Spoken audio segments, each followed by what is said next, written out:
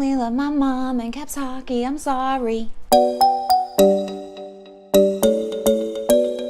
Caps win 3-2 over the Vegas Golden Knights. You know what? I didn't talk at all about the pregame show last time, and that's because honestly, I enjoyed it last time. You can't even script two battles? Come on, guys, it's the Stanley Cup final. I mean, I know when it comes back to Washington, like the best we could do for over-the-top extra pregame show would be like a metro train on fire at center ice while Ruth Bader Ginsburg reads a dissenting opinion on why Don Cherry should shut up against the beat of a Wale song. That would be baller as hell. The Caps came out and, you know, for the first 6 minutes, I thought that they had a much better start than they had in game one. Unfortunately, it didn't stop James Neal from getting himself a little goal. Throughout the rest of the first period, things are trucking right along. They're going back and forth across the ice. Yes, okay, I feel that Vegas had a little more sustained zone time in the first, although the Caps would make up for that in the second. But the Caps had some really great chances. Fleury made some big stops. Then there's a problem. Braden McNabb comes in and makes a hit on Evgeny Kuznetsov. I'm gonna try not to comment upon the legality of the hit, but I will say that it was not called and Evgeny Kuznetsov did not return to the game. What a bummer. What a bummer way to end an 11-game point streak. What a bummer. We all have our fingers crossed for Evgeny Kuznetsov. He has been a monster. It would be for the best if he were healthy. However, Lars Eller's not bad either.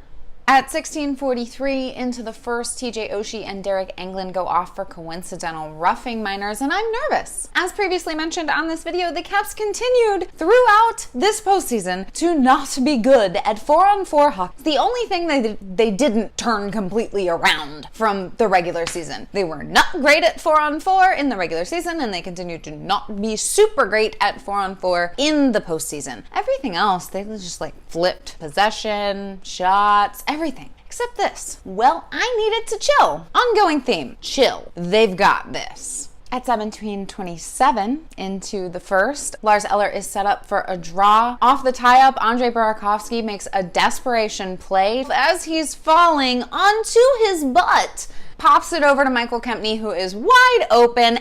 Everyone has forgotten about Michael Kempny. Marc-Andre Fleury commits to the man with the puck, comes way high up to the top of the crease, and Michael Kempny passes to Lars Eller, who has a wide open net in front of him, like a present. A goal! For me? Wonderful! Lars Eller has his first point of the night.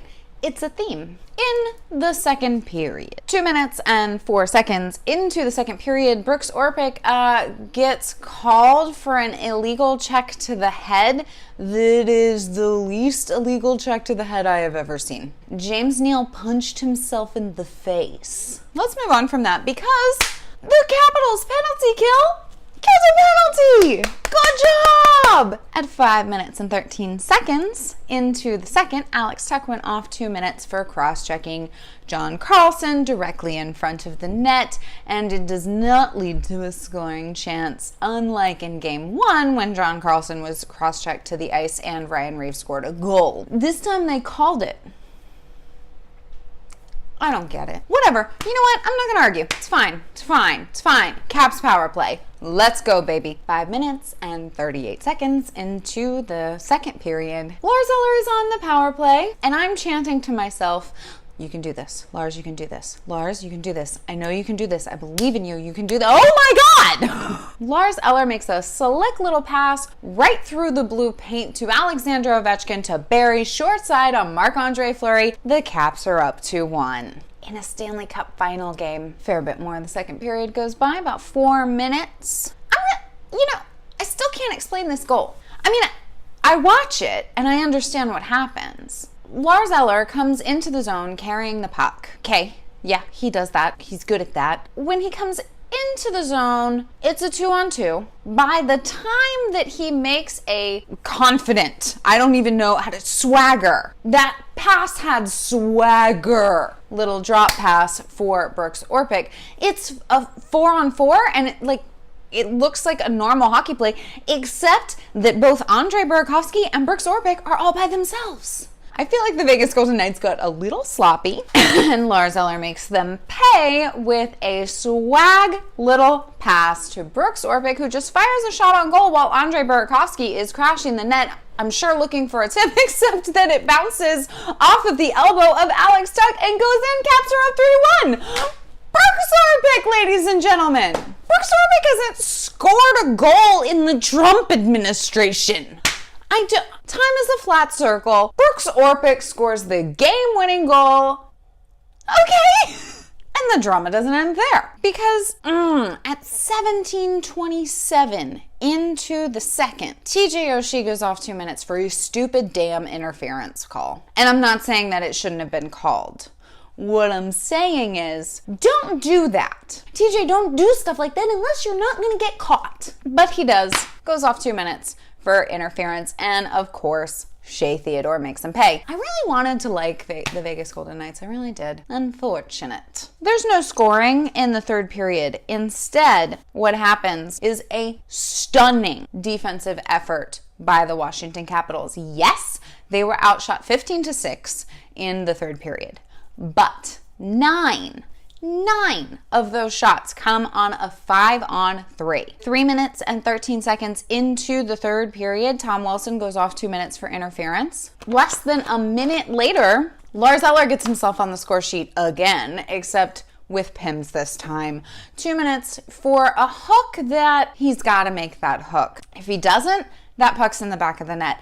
And instead, what happens is that the Caps penalty killers kill off 5-on-3. That's my boys. Braden Holtby was definitely the best penalty killer out there. Jay Beagle wins the first face-off of the PK, and Brooks Orpik clears it. But after that, it's nothing but a scramble the entire time.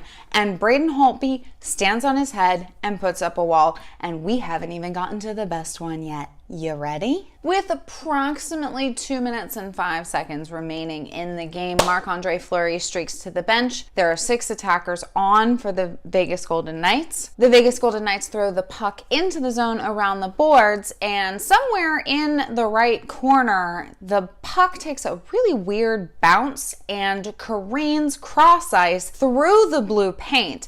And Braden Holtby backs himself into his net because Braden Holtby knows that last year, or the year before, if he gets hit by that puck, he gets hit by that puck and it goes in. And then it's a Vegas Golden Knights goal. It is tied. We are going to overtime. Or maybe in the last 2 minutes, Vegas scores another goal because they can do that. So he's backed all the way into the net when the puck ends up directly on Cody Eakin's tape. Braden has to set himself up, come forward for Cody Eakin's shot, but he's so far back in the net that he can't challenge. So when Eakin passes to Tuch has a wide open net. Braden Holtby makes a desperation scramble with his stick out. The puck flattens itself directly into the M, and Braden Holtby puts his blocker down on it, deadening any possibility of a rebound, and hurdles himself into Caps history. Thank God, as Alexander Ovechkin said, thank God Braden Holtby is our goalie. Because the faceoff comes to Braden Holtby's left, and the Caps proceeded to ice the puck 3 or 4 times until the clock ran out, the horn sounded. That was a pretty damn good game. Takeaways from this game. I think that the Caps and the Vegas Golden Knights were fairly neck and neck for a lot of the game until after Brooks Orpik scored. And then you have momentum, keep pushing forward, keep attacking, except that your own dumb penalties prevented you from doing that. Discipline, boys. When I look at the actual score sheet, it's actually fairly even, except for this one. At 0:0:00 seconds remaining in the game, Eric Holla gets a 5-minute major for slashing Brooks Orpik and a 10-minute game misconduct. Gee, thanks for evening it up. Unless that carries over into the next game, which it doesn't, that's a meaningless call. Thanks. But you know what? I'm not going to be that fan who just complains about the officiating. This one's coming home to the district on Saturday. We may not be able to compete with the Vegas pre-show, but good goddamn can my hockey team compete on the ice. Capital One Arena better be rockin' on Saturday night. There's some to be salty about here, but hey, a bitch is going to have fun with this one. This has been Kate, your salty Caps fan. This one's coming back to the district on Saturday. Bring it on.